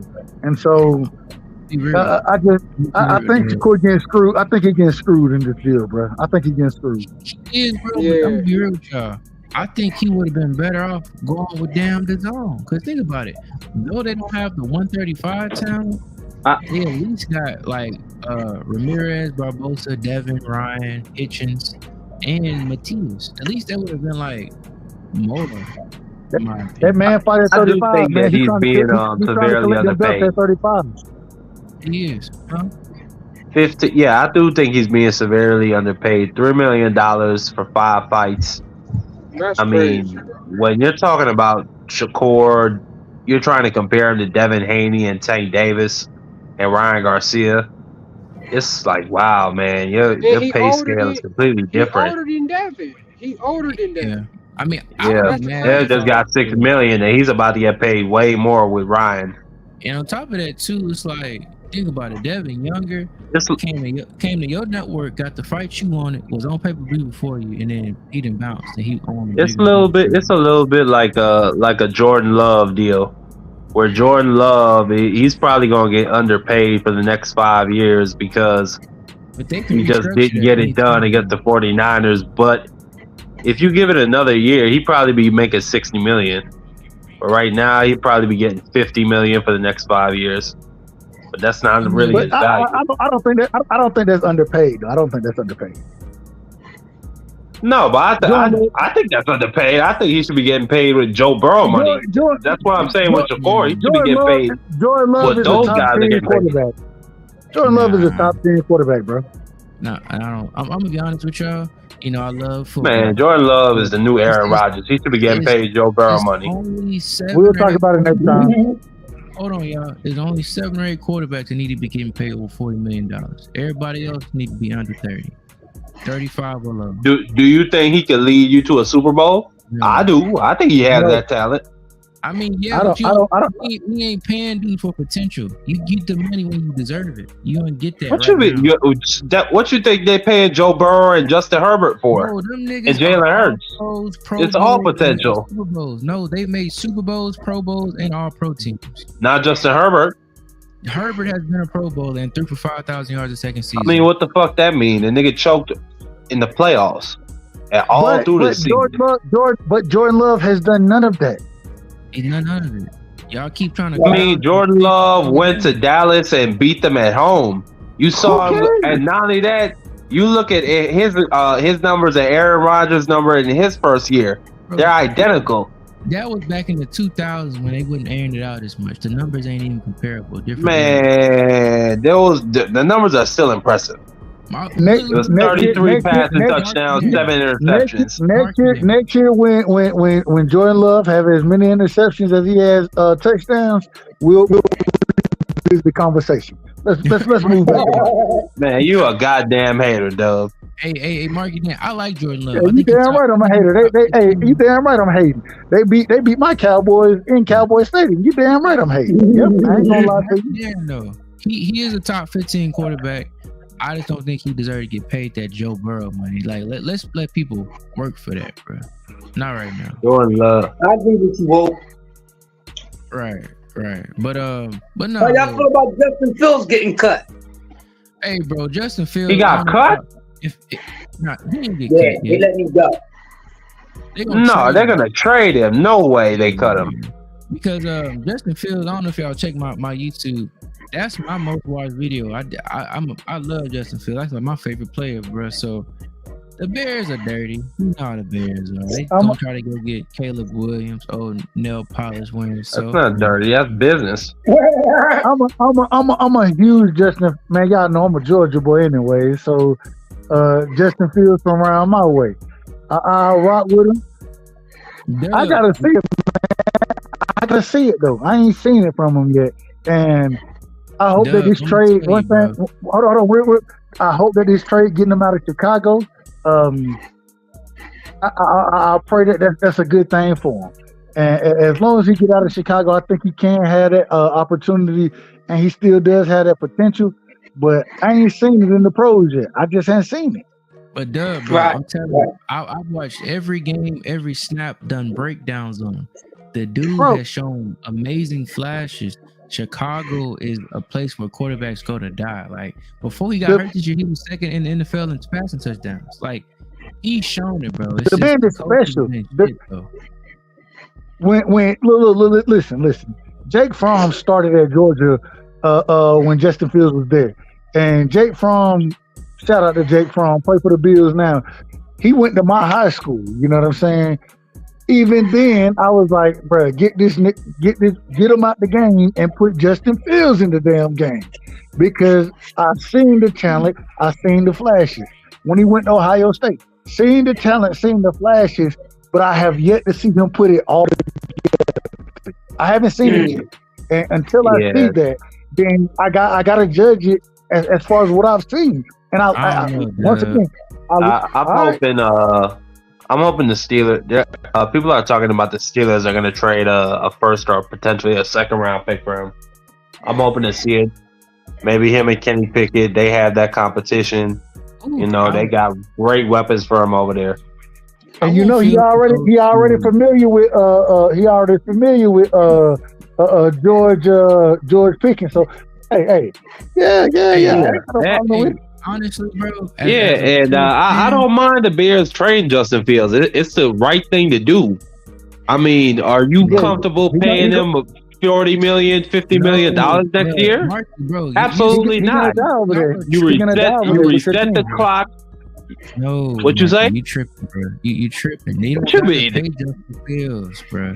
He could pay on his 4th and 5th year option. He ain't got to get paid right now. Justin Fields. Well, okay, you don't have to pay Caleb Williams for another 5 years. Okay, I get it. That's Benn too. That's true, but it's two different approaches. You can either go get the young quarterback and try to build, or you could trade back and get a haul of picks, build your team up. Because Justin Fields, like I said, he has shown so many flashes and so much talent, bro. So much, bro. I already got the 9th pick. I'm gonna trade Justin Fields, potentially get a first round pick. Hey man, send that brother to the Falcons, man. Send him to the Falcons. And I ain't even no Falcons fan. I'm gonna be honest with you. I can't stand the Falcons. I can't stand them. I'm a Cowboys fan. I live in Georgia, but I root for every Georgia team but the goddamn Falcons. But send Justin Fields to the Falcons, I'm gonna be rooting for the goddamn Falcons. I swear to God, I will. That's what I want, though. That's what I want, Doug. I want them. I want the Bears. They draft Caleb Williams, and then they draft what's the name of the kid out of Malik Neighbors out of LSU. I hope he's there at number 9. Yeah. That sure would be cool to see him and DJ Moore. I think Justin Fields might, wherever he may go at next, I think it's better for him. Because let's keep it on. He didn't want to get drafted by them dudes in the first place, man. The Bears are awful, bro. Matt Nagy, Getsy, bro. Terrible play callers. And the problem is that the play calling that they have for him, the play calling that they have for him don't fit his skill set. They trying to make him a drop back passer. They don't put all that shit on the legs. play calling though. Early in the season, Justin Fields was fucking up. But that's no. They go back to the play calling though, because they wasn't calling for him. Because when they started back, remember that he had that stretch where he threw 4 touchdowns back-to-back games. It's like they would call it for him, then they try to go back to the old shit because they didn't want to adjust their offense. But when you adjust the offense to a quarterback, I watched, and we've seen this multiple times. And this is I know this is college. But I watched how Alabama changed their entire offense to fit what's the brother name? Milrose. And so is it Milrose? I think it's Milrose. Mm-hmm. Anyway. Yeah, Jalen Milroe. I watched them change their offense. At the greatest offensive coordinator, the greatest defensive coordinator. And I've been a defensive coordinator for Pee Wee teams now. I want to be honest about it. But when we played, when we started off, I ran, and it sounds crazy, I ran a 5-4-1, right? Because these kids, we running the ball. When I realized what my personnel was, I switched all my shit up, and I went to a 6-3. You ever heard of a 6-3 defense? Mm-mm. Hell no, you ain't heard of it. And why? Because I had to switch it up for the players I had on my team. I understood who could do what and where I needed people at. And after I switched it up, a motherfucker, we won the championship that year. A motherfucker didn't score on us after I switched the defense up. I say that to say, you make sure your personnel and what you got, the talent, you maximize your talent and fit the personnel around your talent.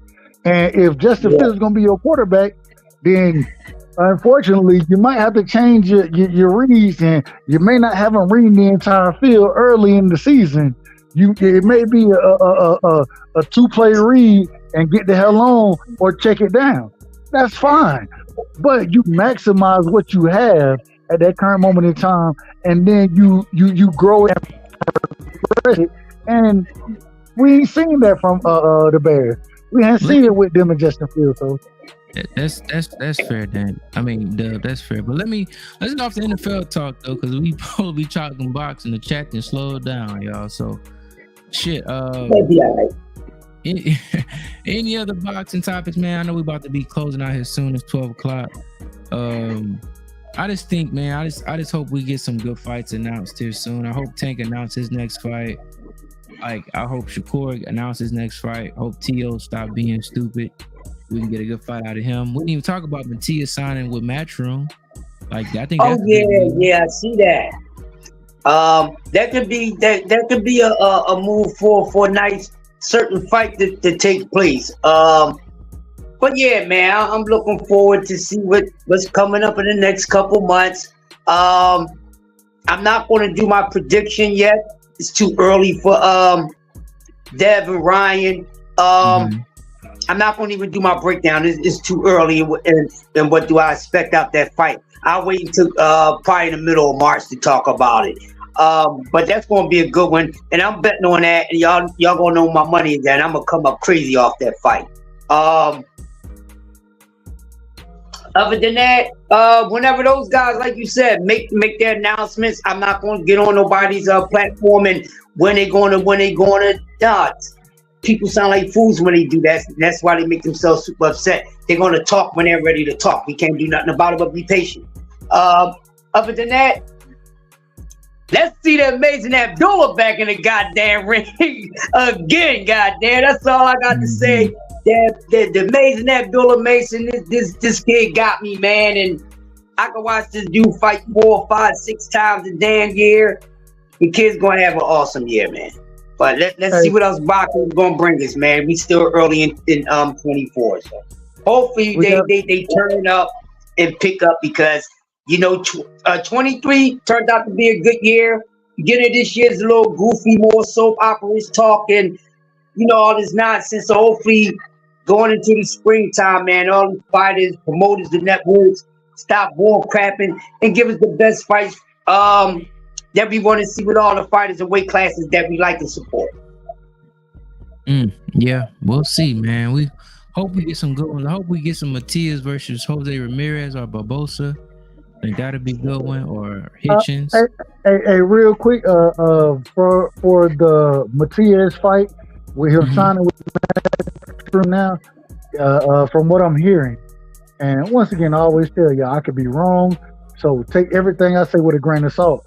I'm hearing that it's going to be Matias versus Liam Paro, and then it's going to be possibly a Barbosa fight after that, if he gets to Pyro, and then after that, if he wants to re-sign, then it'll be either Regis or Devin, and I'm hoping it's Devin.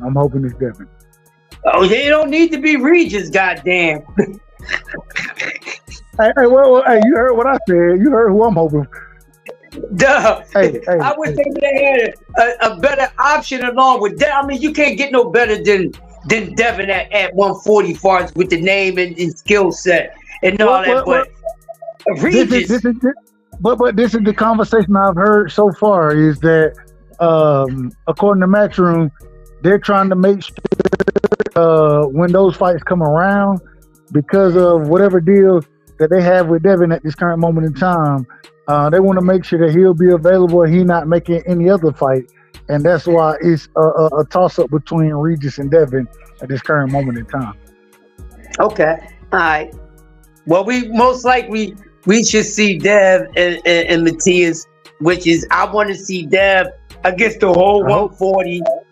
I want to see Dev against the whole 140 because Dev, you heard me say it a while ago. I was one of the first ones. I said this before the Haney huggers, not the Haney fans, the Haney huggers. Said it before they asked us, I said, man, this fucking kid, stop playing around and go to 140 and become undisputed. Fuck what you heard. The best fighter of this generation. I'd take anybody to their graveyard site if this happens. Case closed. I hear you on that, Chris. That's why I said to. Yeah, go ahead, close out, bro. Yeah. But great cook tonight, y'all. I think we got a lot of things covered. Hit on a lot of points. Let me get my final words if I can. Yeah, for sure. Go, and, we will be live Thursday, but like I said, I appreciate you hopping up. Final words. So Marky Dan, it's on you, bro. No, I just wanted to say appreciate you, man. Appreciate everybody for coming through. It was definitely a good cook tonight. Good boxer talk. Really enjoy your panel, man. Yeah, no problem, Marky Dan. Thank you for hopping up, bro. You always are welcome, bro. I love hearing your opinion, your perspective, man. I really appreciate you, bro. You have a blessed one. Hey, real quick, shout out to my brother Marky, man. He know he my brother, but like BBO would say, the boxing historian, man, a historian in the sport. Shout out to Marky Dan, man. Much love and respect. Peace, man. Peace, Mark. Yep. Peace, Mark. Mark, when the next day I gotta find out when him next time Prize Fighters is going live. I'll find out. But They yeah, would- man, no, no, thanks for having me, man. Hey, Chris, Prize and Marky, they go live every Tuesday. They went live earlier today. Before I jumped on this show, I was over there rocking with them. So yeah, they go live every Tuesday. Alright, cool. Hey, Yeah, hey, I was talking bad. Hey, you know I ain't gonna lie to you, right? I What was you talking talking bad bad about. about? I was talking bad about you, Chris. You always I talk said- bad about me, Dub. No, that's not true. That's not true at all. In a But good I'm way, gonna though, Dub. You know, Dub, Hey, I rub you the wrong way sometimes. I don't care what you said, bro. hey, no. All I said was, if I can't tell you, then I couldn't tell them, and that's how you know how I am. But Right. all I said, my question was that, and I want you to answer it one more time. I'm on your helmet, Chris. I'm on your helmet. Don't worry. Go ahead. Shout Go out ahead. to the OG, man. If Mario Barrios is leftovers for Devin Haney, why he ain't leftover for Boots? I'm still on that point. Because once again, Boots and freaking goddamn Tank Davis ain't two names that ain't nobody been putting together for these two dudes to damn fight. He's far away from Tank than a motherfucker. Dev is not. That's the difference, Dub. You see what I'm saying? I'm just trying to make you see it a little more clear, bro. It wasn't even taking no shots. It's just the facts. I'm blind. I'm clearly blind, and I clearly need cataract surgery because everything you're telling me, I don't see how if Mario Barrios was Tank leftovers, I don't see how that's for Devin, but he not Tank leftovers for Reggie. Let me excuse me, Boots. Let me ask you this question real quick, Chris. Is Mario Barrios, because Mario Barrios lost to Keith Thurman, right? Right. Is Mario Barrios Keith Thurman leftovers for Boots? Yeah, they're in the same weight class. Yep.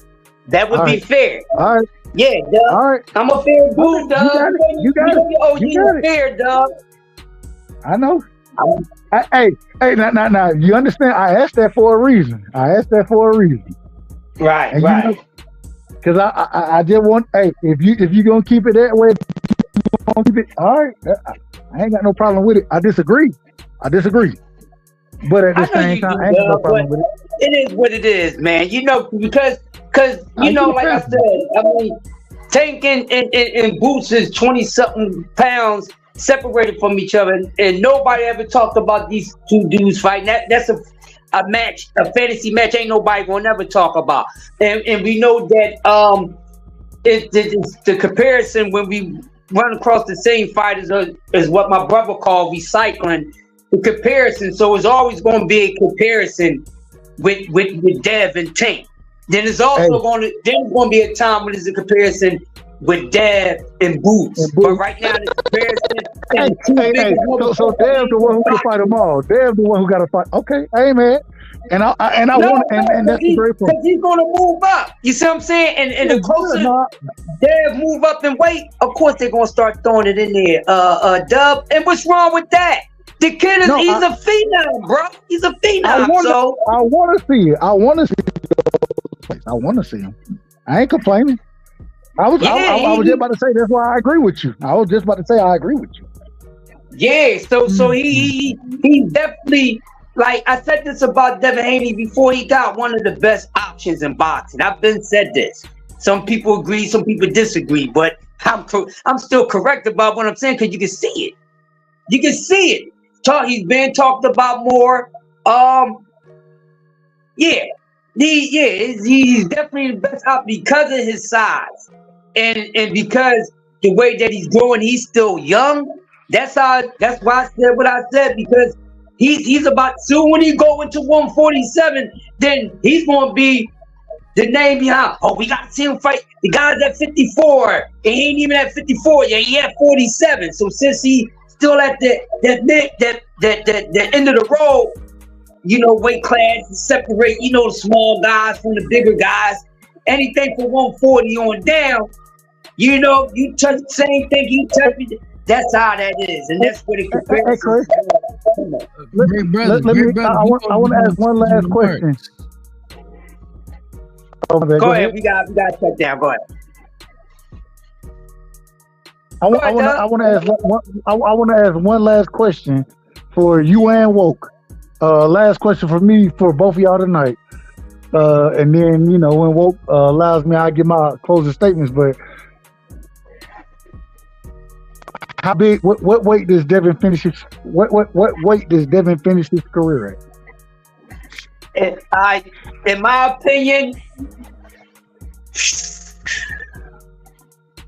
168. 68? That motherfucker big, man. He can go to 168. I don't know about 68. 68 is big. About 160. Yeah, see, I should have said 160, but trust me, he'll be fighting somebody from 68. So, yeah, 160, 168. Yeah, but 160, yeah, I'm good. I think 47 will be a good stop, and I think 54 will probably be his most comfortable. 47, 54 to be the most comfortable.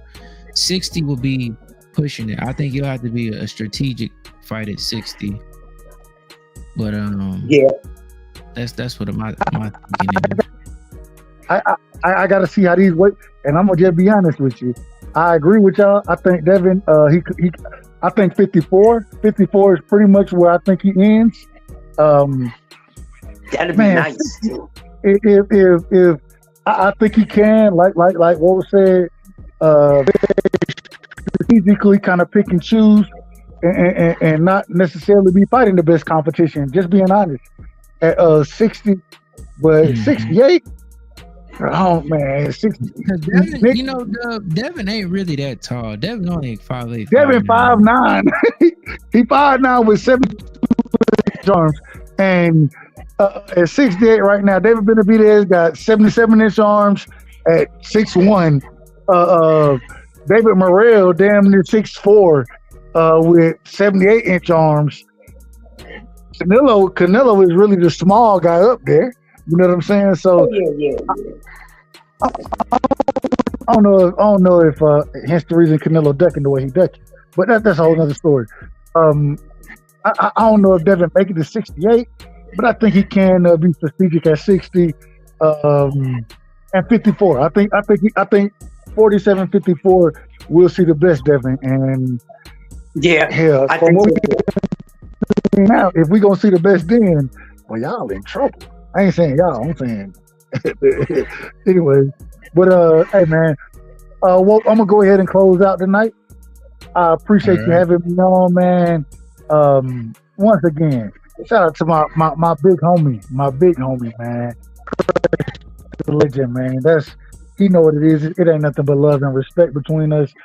Same thing with you, Woke. I always tell you, I think you're special. You're doing a hell of a job running your panel. You're doing a hell of a job with your show. And anytime I can come on and support, I want to. And it's a privilege for me to be able to talk boxing with you. Same thing with you, OG. And man, thank y'all for allowing me on. Y'all make sure y'all hit the like button, sub to the channel, and we're gonna do it again. Keep doing the people's work. You feel me? For sure. Appreciate you, Dub. Great brother. Appreciate you so much for hopping up on the panel, man. Have a good night. Crush, any last words, great brother? Oh, Crush hopped off, y'all. I guess it's on me tonight. Well, I appreciate all y'all for hanging in with me, man. Having a great night. I appreciate everybody that commented, that was around, interacting with the conversation. I pray y'all enjoyed it. So, we will be live Thursday. I want to say I'm gonna go live about 10 p.m., 9:30, 10 p.m. And then we're gonna keep it going, man. Hope we get some good boxing news, man. Hopefully Canelo go ahead and say who we gonna fight.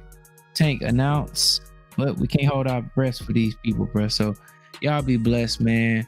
Y'all have a blessed day tomorrow. All you put your hands to be blessed. Your family be blessed. I appreciate y'all again, man. Shalom, salute. Y'all have a good night.